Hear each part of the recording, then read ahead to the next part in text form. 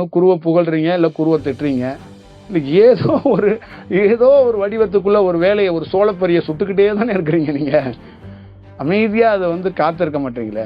எத்தனையோ சாதகனை நீங்கள் படிங்க. நான் தான் சொல்லிட்டேன், விவேகானந்தெல்லாம் படித்தீங்கன்னா ஒரு நாள் தூங்க மாட்டீங்க, செத்து போவீங்க. ஏன்னா அவெல்லாம் நெருப்பு மேலே நின்று சாதகம் பண்ணியிருக்கிறாங்க. நீங்கள் என்ன பண்ணுறீங்கன்னா நெருப்பை குரு மேலே போட்டு விட்டு நீங்கள் தியானம் பண்ணணுங்கிறீங்க. புரியுதா? இதுதான் இந்த வேலையை பண்ணுறீங்க. நெருப்பு எடுத்துகிட்டு வந்தவங்க ஒரு நாள் தான் உங்களுக்கு தான் அது, உங்களுக்கு சூடு வச்சிடுறேன், நீங்கள் வந்து பாருங்க அப்படின்னு வரும்போதே ஒரு 2-3 நெருப்போடு தான் வர்றீங்க. புரியுதுங்களா?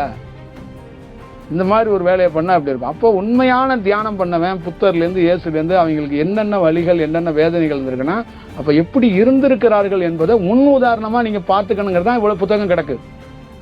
நீங்கள் பார்க்குற புத்தகம்லாம் சக்கரத்துக்காகவும் குண்டலிக்காகவும் நெற்றிக்கானுக்காகவும் பார்த்தா என்ன பண்ண முடியும்? ஒருத்தன் இப்படி துன்பப்பட்டிருக்கானுங்கிறத பார்க்கணும். அப்போ நீங்கள் எப்படி இருக்கணும்? அப்போ உங்களுடைய குடும்பத்தையும் உங்களுடைய வாழ்க்கையும் பார்த்துக்கிட்டு குரு காட்டுற பாதையில் நிற்கணும். எனக்கு எதுவும் தியானமே வராது, ஆனால் நீங்கள் தாங்க, நான் உங்களை நம்பி நிற்கிறேங்க, நின்றுக்கணும். அதை வந்து நம்மளுங்க என்ன பண்ணுவாங்க, அவர் தான் நம்பி நிற்கிறேன், ஆனால் இன்ன வரைக்கும் ஒன்றும் காணோம், ஆனால் நம்புகிறேன். அடுத்து இன்னொருத்தர் வருவார், என்னங்க அப்படின்னா, இல்லை நீங்கள் அந்த குருவெல்லாம் கூப்பிடாங்க, நான் இவ்வளோ நாள் இருந்துட்டேன், என்ன பண்ணுறாருன்னே பார்ப்போமே. என்ன இது உங்கள் அப்பா சொத்து எழுதி வைக்கிற மாதிரி இது என்ன? அப்படி ஒரு ஒப்பீனியன் கூட போகாத, அது கூட சரியில்லை.